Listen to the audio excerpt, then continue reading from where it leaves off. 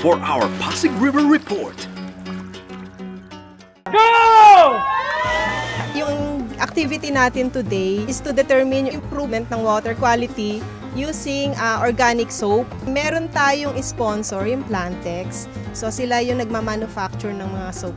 Ang unang ginawa natin is mag-collect ng water samples to determine kung may improvement after maglaba. Tapos after a week, itetest natin yon. Then after a week, magkakaroon tayo ng mga results. Kaya organic kasi environment friendly siya, wala siyang phosphate. Yung phosphate kasi hazardous sa environment yon.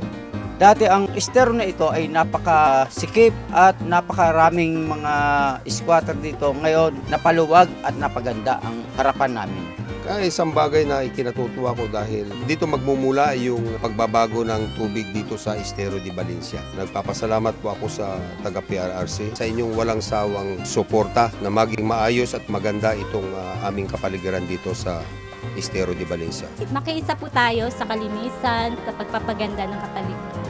With your help, the river will flow with life again.